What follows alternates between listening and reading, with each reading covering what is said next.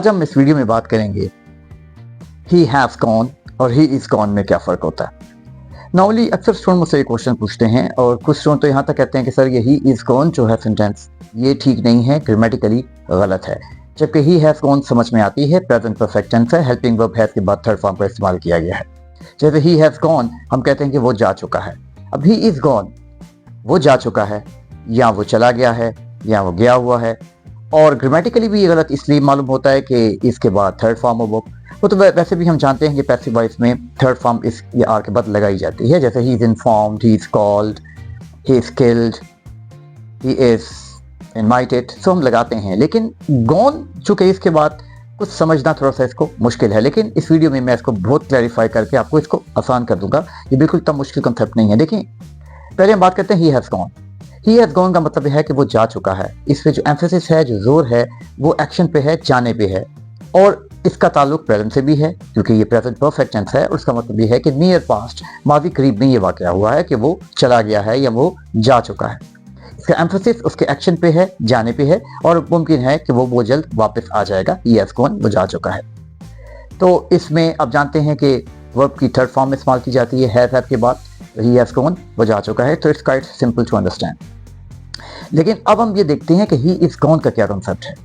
अक्सर स्टूडेंट्स भी कंफ्यूज होते हैं और समझते हैं ये गलत सेंटेंस है। ये ग्रामेटिकली ठीक है। मैं इस वीडियो में आज यही आपको बताऊंगा और यही साबित करूंगा और आपको काफ़ी क्लियर कर दूंगा कि ही इज गॉन एक ठीक ग्रामेटिकली ठीक सेंटेंस है और ये अक्सर इस्तेमाल किया जाता है। देखें, आप एडजेक्टिव से तो वाकिफ हैं। एडजेक्टिव किसको कहते हैं? जो किसी नाउन या प्रोनाउन को मॉडिफाई करता है, उसके बारे में बताता है, बुरा है या अच्छा है। जैसे कहते हैं he is a brave boy, वो एक बहादुर लड़का है। He is a clever boy, वो चालाक लड़का है। अब जानते हैं कि एडजेक्टिव जो हैं वो नॉर्मली इस्तेमाल किए जाते हैं। तो व्हाट्स रॉन्ग विद ही? अगर हम ये कहते हैं कि ही इज गॉन, क्या हम गॉन को एज एडजेक्टिव यूज नहीं कर सकते? देखिए यहाँ पे जो गॉन है वो एज एन एडजेक्टिव का काम कर रहा है, ना कि वर्ब का। अब मैं कैसे इसको आपको बताना चाहूंगा। देखिए मैं आपको इस चीज से इस तरह बताता हूँ कि मैं कहता हूँ ही इज अ ब्रेव, तो फौरन आप समझ जाते हैं इज ब्रेव, समझ में आता है वो बहादुर है। ब्रेव एक एडजेक्टिव है। ही इज क्लेवर, क्लेवर एक एडजेक्टिव है और समझ में आता है। और हम जब ही इज गॉन कहते हैं तो चूंकि गो जो हम जानते हैं कि वर्ब है और उसकी सेकंड फॉर्म वेंट है और थर्ड फॉर्म उसकी गॉन होती है। तो ही इज गॉन कैसे? देखिए गॉन जो है यहाँ पे पास्ट पार्टिसिपल यानी कि एडजेक्टिव का काम कर रहा है। और यहाँ पे ये किसके बारे में हमें इंफॉर्मेशन दे रहा है, किसके बारे में बता रहा है? वो ही के बारे में जो कि प्रोनाउन है। और हम जानते हैं कि एडजेक्टिव हमें नाउन या प्रोनाउन के बारे में बताता है। अब गॉन जो है ये पास्ट पार्टिसिपल कैसे है? देखिए गॉन एक स्टेट ऑफ बीइंग फॉर्म के बारे में बता रहा है, यानी कि आप ये कह लें कि एक्शन तो हो चुका है, वो जा तो हो चुका है। ही इज गॉन, वो गया हुआ है। इसमें जो गॉन जो है वो एडजेक्टिव का काम कर रहा है, ना कि एक्शन का, ना कि वर्ब का। अगर आप इस कॉन्टेक्स्ट में समझें कि ये एक एडजेक्टिव है, पास्ट पार्टिसिपल है, तो आप समझ जाएंगे कि इज गॉन यानी कि वो गया हुआ है या वो जा चुका है। लेकिन ही इज गॉन में मतलब ये है कि उसके अब वापस आने के चांसेस बहुत कम है। नजर ये भी कह सकते हैं कि पास्ट अवे, कि वो मर चुका है, या ही इज एब्सेंट। जब हम ये कहते हैं ही इज एब्सेंट तो फौरन आप समझ जाते हैं ही इज एब्सेंट है, वो गैर हाजिर है। तो अगर आप ही इज गॉन को एब्सेंट के तौर पर ले लें तो आप समझ जाएंगे कि ही इज गॉन, कि वो जा चुका है या वो गया हुआ है। तो एज एन एडजेक्टिव आप इसको समझ सकते हैं कि ही इज गॉन, वो गया हुआ है या वो अब नहीं आएगा। He is no longer between us, या हम ये भी कह सकते हैं कि he is no longer here, he is absent, he is not present. अब आपको समझ में आना मेरा ख्याल शुरू हो जाएगा इंशाल्लाह। अब देखें, अब इसमें जो गॉन जो है बात की पास्ट पार्टिसिपल है। पास्ट पार्टिसिपल मतलब एडजेक्टिव।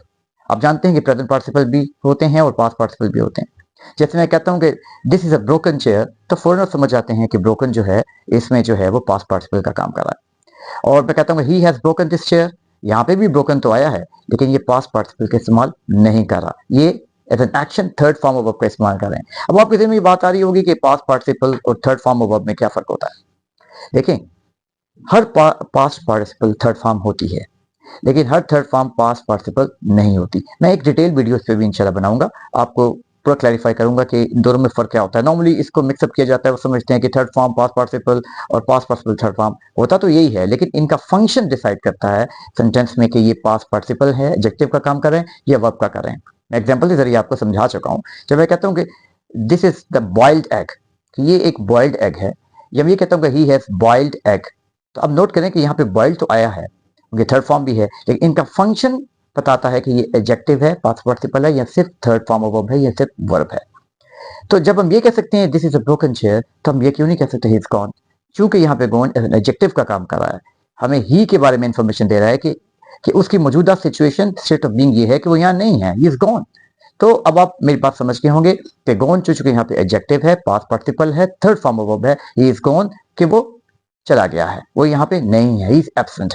और यहाँ पे उसके आने के चांसेस अब बहुत कम है, बल्कि ना होने के बराबर है। इवन कि आप जो इंसान मर चुका हो उसके लिए भी आप ही इज गॉन इस्तेमाल करते हैं। ही हैज गॉन में ये आप इस्तेमाल तब करते हैं जब एक्शन अभी हुआ हो और उसका जो एम्फेसिस है एक्शन पे होता है, उसके जाने पे होता है, और most probably that person will come back. He is gone में उसके आने के चांसेस बहुत कम है। एक शख्स हमेशा के लिए चला गया, आप कहेंगे he is gone to America, हमेशा के लिए चला गया, इज गॉन देयर, वो हमेशा के लिए चला गया, he won't come back now, वो अब नहीं आएगा, he is not expected to come back. तो इस वीडियो में मैं आपको ये समझाने की कोशिश की है कि गॉन जो है वो ये भी एडजेक्टिव के तौर पर इस्तेमाल हो जाता है और इस्तेमाल किया जाता है, और एस आर के बाद इसकी थर्ड फॉर्म यानी कि गॉन इस्तेमाल की जाती है। तो that's the difference between he has gone और ही इज गॉन। अगर आपको फिर भी कोई कंफ्यूजन है तो कमेंट सेक्शन में क्वेश्चन पूछ सकते हैं। मजीद क्लैरिफिकेशन की और वीडियो आपको लेके आऊंगा। If you like my video kindly like and subscribe. Thank you.